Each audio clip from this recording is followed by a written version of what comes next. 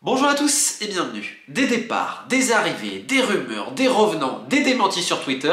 Bref, l'Olympique Lyonnais est en fusion ces derniers jours, à l'image de son président, qui n'arrête pas de tweeter, et c'est pas forcément une bonne nouvelle parce que c'est pour faire diversion et ne pas parler du fait que le club va très très mal. En effet, le plus beau projet sportif, et on le rappelle, footballistique et structurel des 20 dernières années du football français, qui pouvait tutoyer les plus grands, le stade, l'entraînement, la formation, tout ce que vous voulez, tout ce qu'a fait de Lyon, l'Olympique Lyonnais, est en train de se casser la tronche d'une manière assez triste en fait.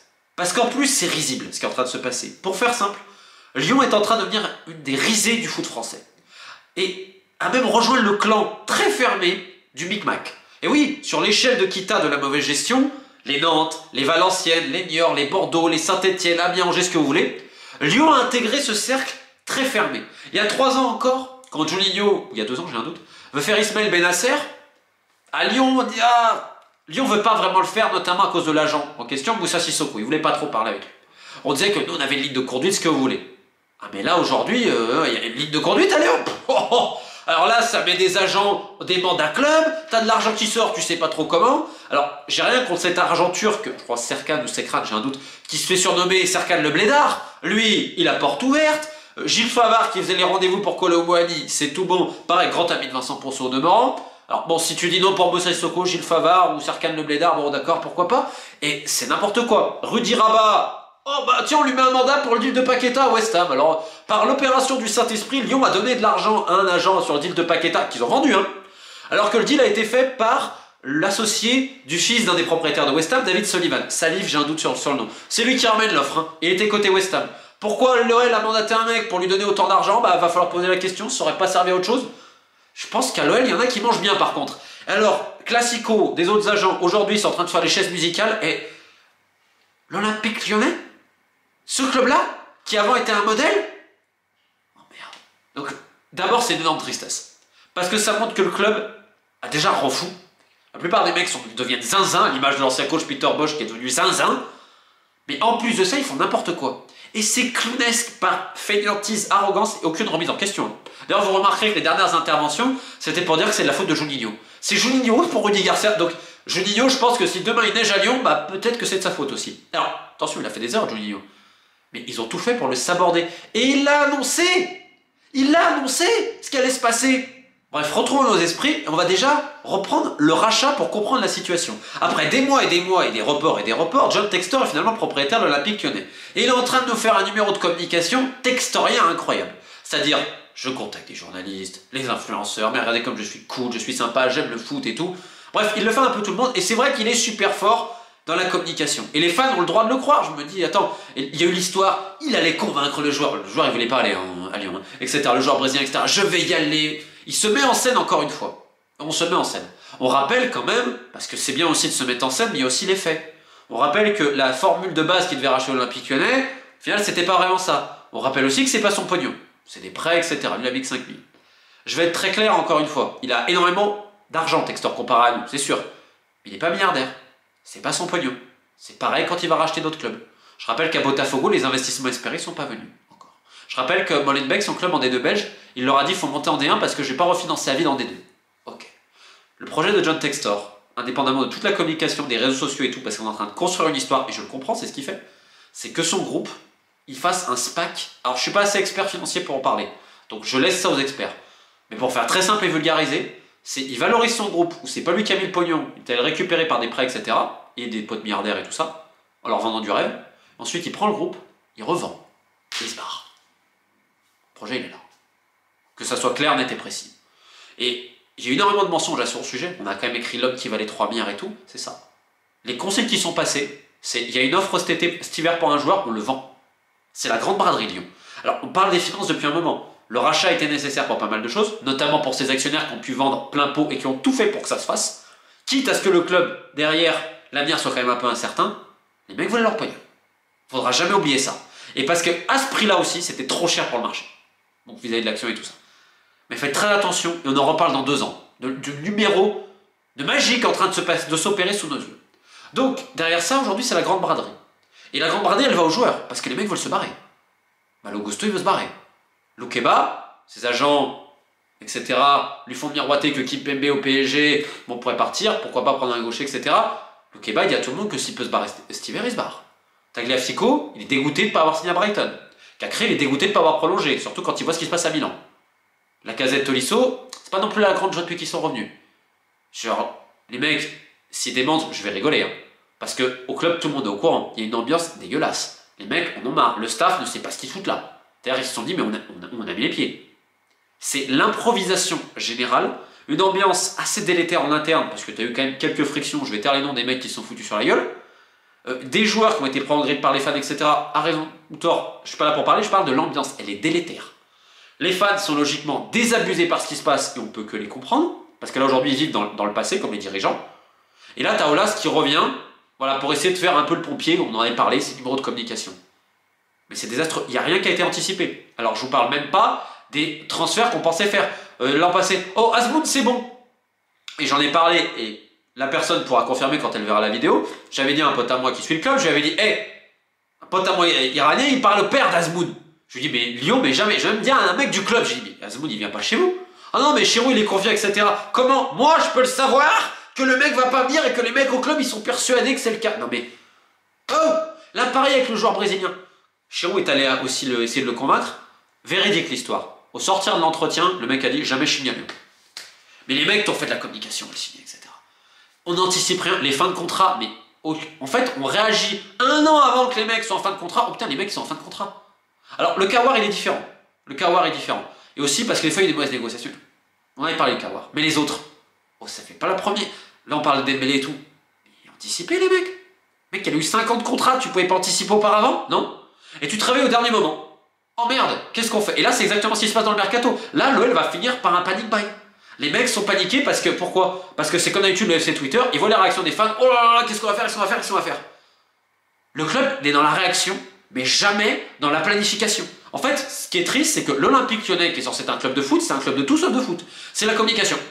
Voilà, c'est on a fait revenir Juninho pour les fans, machin. Quand il y a eu ce qui s'est passé avec le jeune et la rouge, alors c'est aussi exceptionnel. Tout le monde te dit, crack, très bonne mentalité. Le mec s'entraîne même pas avec les pros. Le staff dit non, mais c'est la direction dit c'est le staff. En fait, à Lyon, ce qui est génial, c'est que c'est la faute de personne. Alors, encore une fois, soi-disant, ce seraient les méchantes personnes qui en veulent du mal. L'ennemi, il a un interne. Il n'est pas en externe à Lyon, il est en interne. Posez-vous une question, pourquoi les mecs veulent autant se barrer?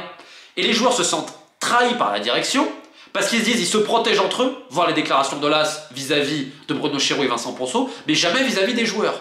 Donc, il y a un état d'esprit très compliqué. Ajoutez à ça des mecs qui sont rincés physiquement, une masse salariale qui est quand même assez importante, des primes à la signature qui étaient colossales qu'on lit sur plusieurs années, et que le propriétaire n'arrête pas de dire faut vendre les joueurs.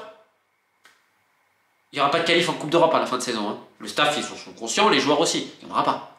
Donc financièrement, il va falloir revendre. L'été dernier, ils ont Gusto Loukeba. Là, Gusto, s'il y a 30 millions de Chelsea, ils le mettent dans l'avion. Hein.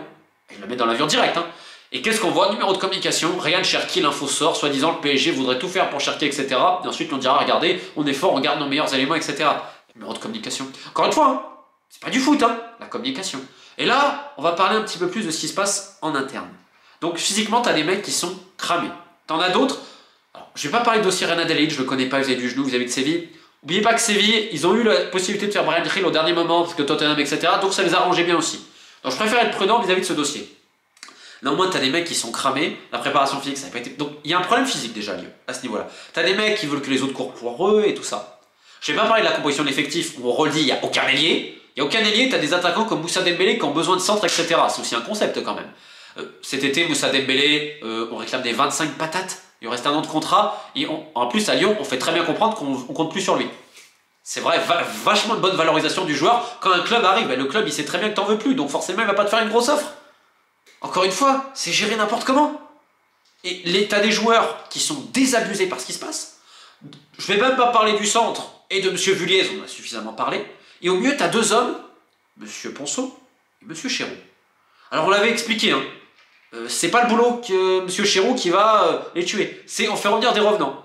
Quand hier c'était sorti la pièce Mamadou Sakho, elle était vraie. Hein. Lyon travaillait sur Mamadou Sakho à l'époque. Là on fait revenir Lovren, alors Toli sur la classe, etc. Ok, ça va être très bien. Et c'est que ça. Thauvin, ouais, ça parle un peu. Timo et Bakayoko, si on se dit pourquoi pas essayer de le refaire, etc. c'est du recyclage. Maintenant, le dossier Isidore, parce que alors là, c'est grande D pour vous montrer à quel point le club, mais alors, est perdu. Alors, oui, Isidore, quand il part au Lokomotiv Moscou, ses agents, j'ai perdu le nom de la boîte, je le mettrai là, ils se font aider par les gars de Classico. Classico, c'est une boîte d'agents, très influente au Lokomotiv, il faisait quasiment tous les joueurs étrangers au Lokomotiv, parce qu'il était très pote avec l'ancien directeur sportif, les BKBK et tout ça. Ils avaient même essayé de mettre Liadji là-bas. Bon, ok. Donc la Classico ne représente pas le joueur officiellement. Classico, il y a Romain Fèvre, écoutez bien. Romain Fèvre, dans le vestiaire, ça va pas du tout. Donc les mecs veulent le faire partir de 18 millions quand même. Je rappelle. Pas un mauvais joueur non plus, Romain Fèvre. Quand il arrive, quand même il sort à tout le monde, ça lui servait de tremplin pour aller au Barça ou autre. Parce que ce serait bien aussi qu'il y ait un peu d'humilité dans le club parfois. Donc là, il essaye de trouver une porte de sortie. C'est qu'il n'y en a pas énormément non plus. Hein. Et il propose à Bruno Chéroux Isidore. Ah, il trouve que c'est une bonne idée, etc. Pourquoi? Isidore qui devait aller à Lorient.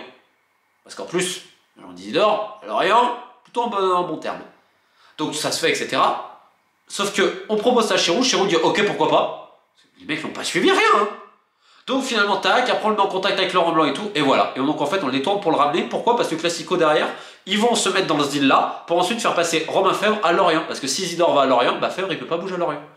Et au milieu, tu as un club, je rappelle, c'est l'Olympique Lyonnais, qui accepte les jeux des chaises musicales des agents. Karl Toko et Cambi, ok, pars en prêt sans option d'achat à Rennes, tu valorises comment tes joueurs et tes... Parce qu'à Lyon, ils adorent parler des actifs, etc. Donc un joueur, c'est un actif. Tu les valorises comment?